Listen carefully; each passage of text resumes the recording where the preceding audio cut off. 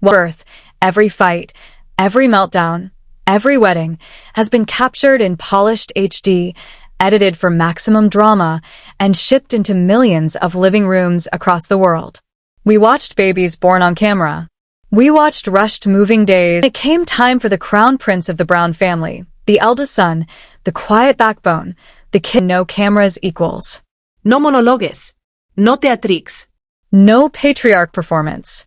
Logan didn't just strip away Kody's spotlight. He stripped away his power, Kody's demands, and the final humiliation. We're hearing from sources that Kody entered this wedding with a list of demands, things he believed he deserved as the father of the groom and the family priest. At the top of that list, he fully assumed he would officiate the ceremony. In his mind, who else could possibly have that honor? But Logan had already made the decision. No cameras. No scripts. No Cody's entered circus. And for the first time in this family's broken history, Kody Brown didn't get to write the narrative. He didn't get the spotlight. He didn't get the stage. He was a guest, a background character, a man stripped of the role he always forced himself into. And judging by the leaked photos, he knew it. If you thought the drama ended when Logan banned TLC cameras from his wedding, you're wrong, because the Real explosion didn't happen on television, it happened off of it. Let's start with the moment that cracked Kody Brown's ego right down the middle. The first strike, the officiant wore Kody had officiated wedding after wedding. He wasn't just used to it, he expected it. In his mind, he is still the family's spiritual commander, the self-appointed priest, the voice of God in a rented tux. So imagine the emotional earthquake in Kody's brain when Logan looked him in the eye and said, "No, Dad. We hired a professional." That wasn't just a scheduling update. That was a rejection of Kody's priesthood, his authority, and the identity he clings to with white-knuckled desperation. Strike one. The speeches. A narcissist's nightmare weddings are dangerous battlegrounds for men like Kody. They put a microphone in the hands of people who love their own voice, and Kody Brown is the Olympic gold medalist of self-centered monologues. And we're not talking about normal Kody. We're in his kidney loyalty, red pill rage, screaming in parking lots era. Logan and Michelle knew exactly what he would do with 5 uninterrupted minutes and a captive audience. A rant about loyalty, a sermon about obedience, a speech about himself, and probably a few passive-aggressive stabs at Christine, Janelle, and every woman who escaped his control. The risk wasn't just high. It was catastrophic. So the gag order wasn't a legal document. It was a logistical chokehold. No TLC contract equals no producers encouraging chaos. No microphones taped to his suit. No confessionals where he rewrites history. Without cameras, Kody wasn't a leading man. He was just another guest. Guest number 45. And for a man fueled by attention, that is pure psychological torture.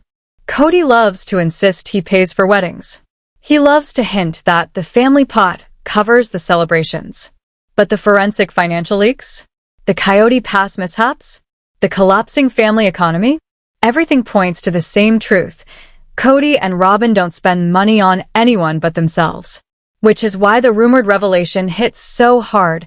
Logan and Michelle paid for most, if not all, of their wedding themselves. Why? Because he who pays the piper calls the tune. If Kody had funded it, Kody would have spoken. If TLC funded it, TLC would have filmed Kody speaking. Logan bought his freedom. A $50,000 emancipation. A financial firewall that kept Kody's mouth finally shut. The wedding day, a demilitarized zone. There were no professional TLC cameras. But there were smartphones. There were leaks. There were angles the Browns couldn't hide. And the photos told a story louder than any dialogue. This wasn't a wedding. This was a tactical operation. A family DMZ. The seating chart. The real battlefield. In normal families, seating is polite. In the Brown family, seating is warfare.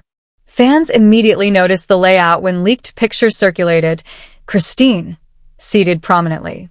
Janelle, radiant, central, queen mother energy. Mary placed with the OG Brown kids. And then, Kody and Robin. Not in the back, but absolutely not in the place of honor Kody craves. They were seated in general population, a safe, neutral, insignificant zone where they couldn't steal focus. For the first time in decades, Kody wasn't flanked by wives like a king. He was placed like a distant relative nobody knows what to do with. A controlled, isolated, carefully managed liability. Now here's where it gets wild. Multiple insiders believe Logan and Michelle hired private security. Not to keep paparazzi out. To keep Kody in line. According to one source, the security's instructions were shockingly simple. If he grabs the mic, stop him. If he tries to interrupt, intervene. If he begins a loyalty lecture, shut it down.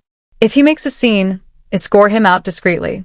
Imagine the level of distrust required to brief security about your own father. Kody walked into that venue and immediately understood. He had no power. No script. No spotlight. No throne. Just a seat. A program. And silence. The Robin factor. The final control measure. Robin, as always, tried to script the narrative. Insiders claimed she wanted input on the planning, the dress, the decor, the venue. But Michelle isn't one of the wives Kody can manipulate or guilt trip. She shut the door, firmly. And here's why that mattered. Shutting out Robin means shutting out Kody's influence. Because Kody parrots whatever Robin whispers. Their exclusion was strategic. Another layer of the gag order. The toast Kody never got to make. One insider reports that Kody came prepared with a father-son toast. And not a sweet one. Not a sentimental one. But a bitter, self-pitying monologue about loyalty and commitment, aka passive-aggressive shots at Christine, Janelle, and Mary. He was ready to preach. He was ready to lecture. He was ready to weaponize the moment. But when the finalized schedule came out, his name wasn't on it. Not accidentally. Not mistakenly. It was deliberate. It was a ban. And that is when, reportedly, Kody's mood shifted into full storm cloud mode. Because for the first time in the Brown family's 30-year history, no one wanted to hear him speak. Kody Brown was banned from the microphone at his own firstborn son's wedding. Just let that sink into your bones. The man who spent 18 seasons delivering monologues, speeches, rants, sermons, confessions, threats, and loyalty lectures was silenced. Not by producers. Not by fans. Not by ex-wives. But by his own child. And that is why the leaked photos from Logan's wedding feel like forbidden footage, because they show something we were never meant to see. Kody Brown without power. ACT2. The photos that tell the truth. When guests leaked those blurry background pictures, something became clear immediately. Kody didn't look like a proud father. He didn't look emotional. He didn't look sentimental. He looked sour. He looked cornered. He looked like a man trapped in a skin that no longer fits. Why? Because for the first time in decades, Kody Brown walked into a room where he was the least popular person present. Think about who was there.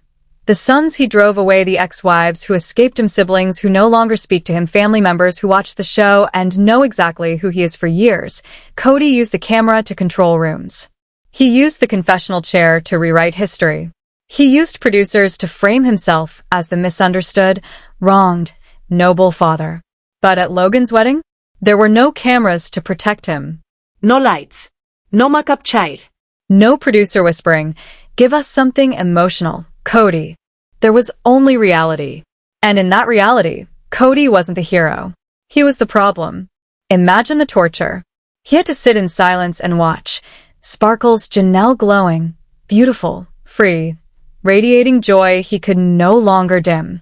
Sparkle's Christine laughing, dancing, living loudly, completely unbothered by his presence.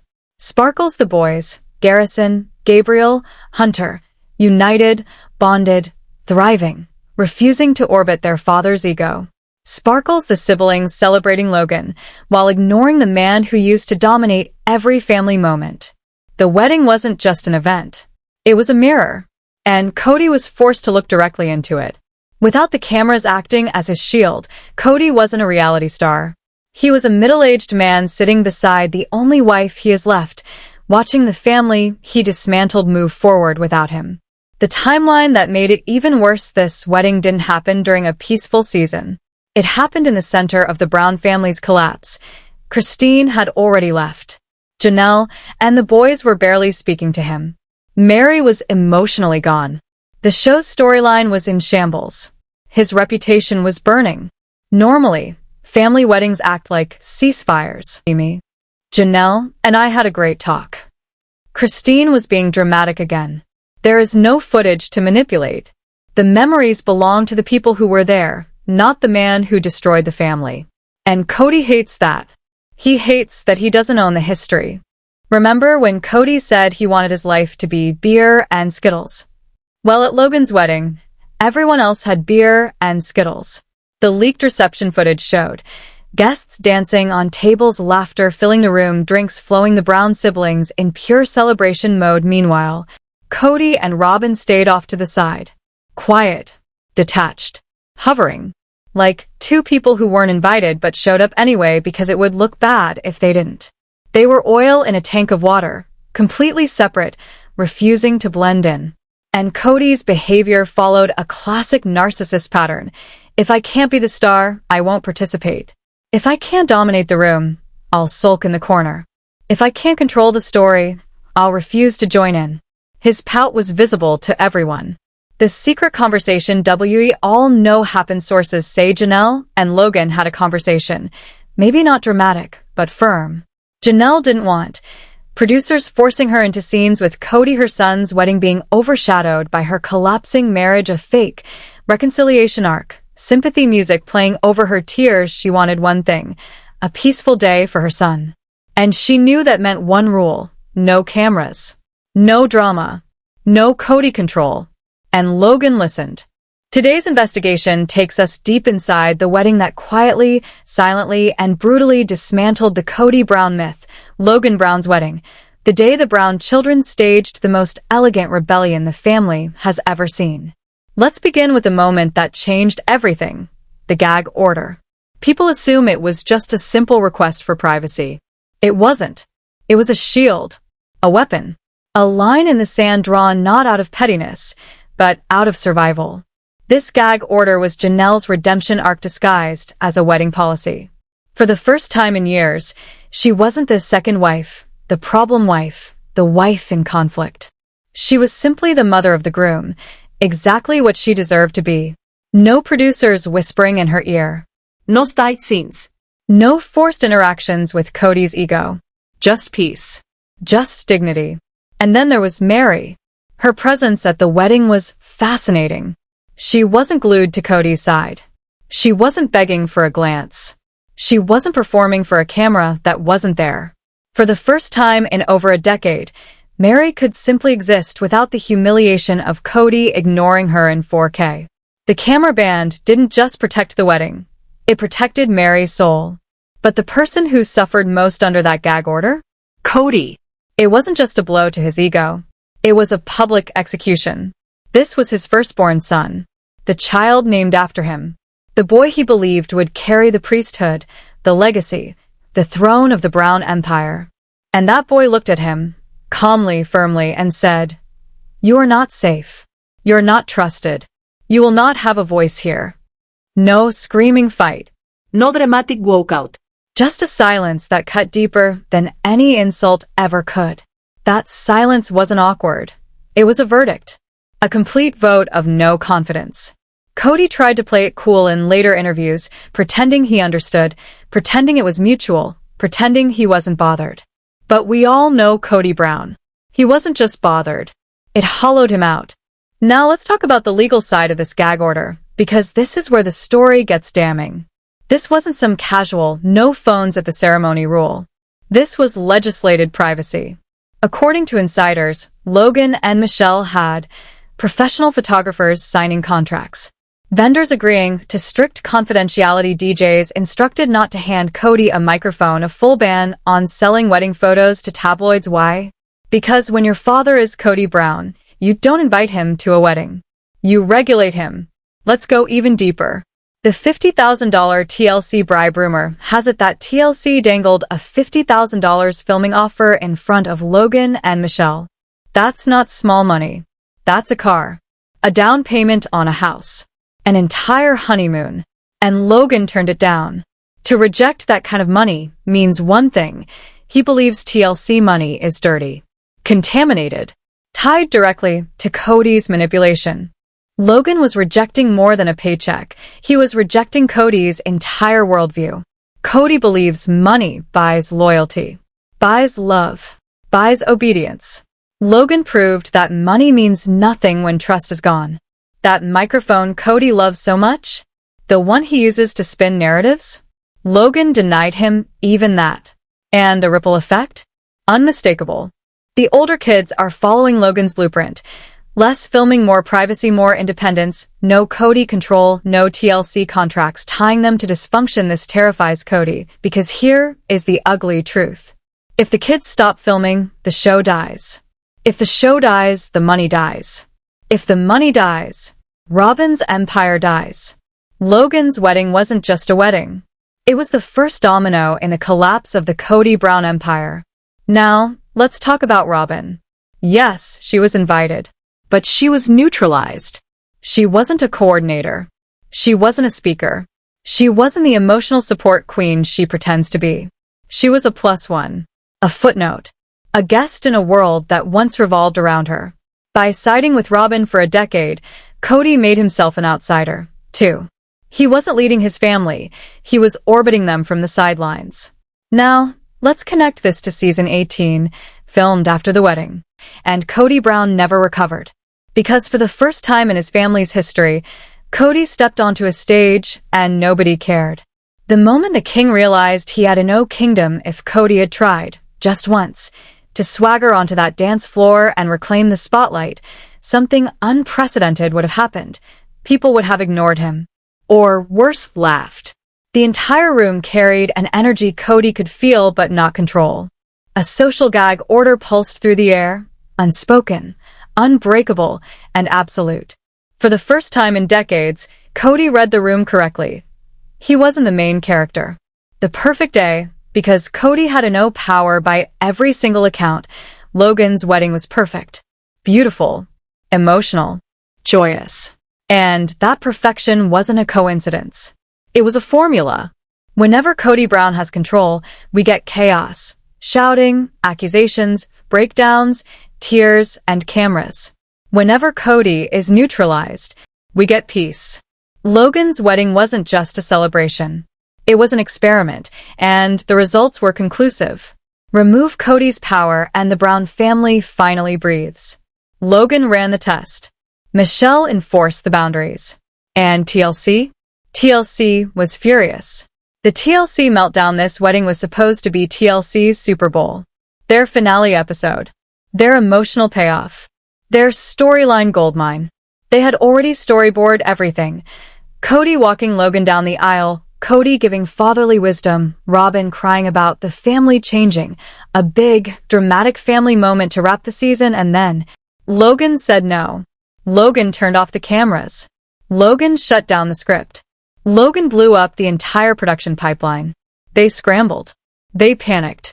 And the season was filled with nonsensical filler because their golden storyline, Logan's wedding, was gone. Logan didn't care. He prioritized his wife and his mental health over a network paycheck. Something the older generation never had the courage to do.